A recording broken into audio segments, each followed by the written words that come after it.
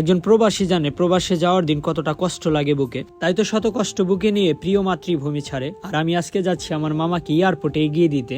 আর সকাল সকালই রওনা দিয়েছি, কারণ মামাকে সেখানে থাকতে হবে 11টা বাজে। তাই তো ঘুম থেকে উঠেই দৌড় দিয়েছি। তবে কিছুটা পথ যাওয়ার পর আমাদের সোয়ানের অবস্থা দেখেন, গাড়ির মধ্যেই ঘুমাই গেছে। শুধু ঘুমাইলে কিন্তু ঠিক আছিল, নাকও ডাকতেছে গং গং করে। আর এই জিনিসগুলা দেখে আমারও মনে হলো আমি একটু ঘুমাই, দেখি ঘুম আসে কিনা।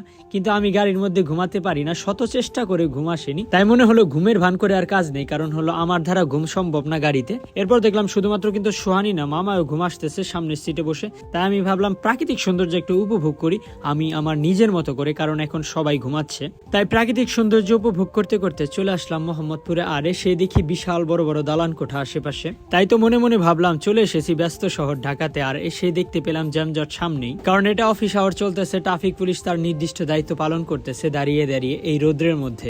এরপর গাড়ি চলতে চলতে সংসদ ভবনের সামনে দিয়ে যাচ্ছিলাম। মনে হলো এই সৌন্দর্যটাও তুলে ধরি আপনাদেরকে, কারণ সংসদ ভবনটা দেখা কিন্তু অনেকের স্বপ্ন থাকে যারা ঢাকা শহরে যায় না। তবে এখন কিন্তু সচরাচর সবাই ঢাকা শহরে আসে, মুরব্বীরা বাদে। আর অনেকে কিন্তু এয়ারপোর্টে যাওয়ার সময় এই যে এই সংসদ ভবনটা সবারই নজরে আসে। আর এই রাস্তাটা সবচেয়ে সুন্দর লাগে হলো জ্যামজট মুক্ত থাকে এবং পরিষ্কার পরিচ্ছন্ন থাকে। এরপর চলে আসলাম এয়ারপোর্টে আসার পর নজরে আসে হলো এই টার্মিনালটার দিকে। এটা কিন্তু নতুন হচ্ছে, হলে কিন্তু সেরা একটা জায়গা হবে, কারণ বিশাল জায়গা এবং পরিকল্পনা নিয়ে তৈরি করতেছে। এরপরে কিন্তু ভিতরে ঢুকে যায়। মামার ভেতরে ঢোকার সময় ছিল 11টা বাজে, কিন্তু আমরা 10:30টায় চলে আসছি। আগে আগে আসাই ভালো, এই জিনিসটা সবাই করবেন। প্রবাসী ভাইরা যারা আছেন প্রবাসে যাওয়ার দিন একটু আগে আগে বের হবেন, কারণ একটা দুর্ঘটনা সারা জীবনের কান্না হতে পারে।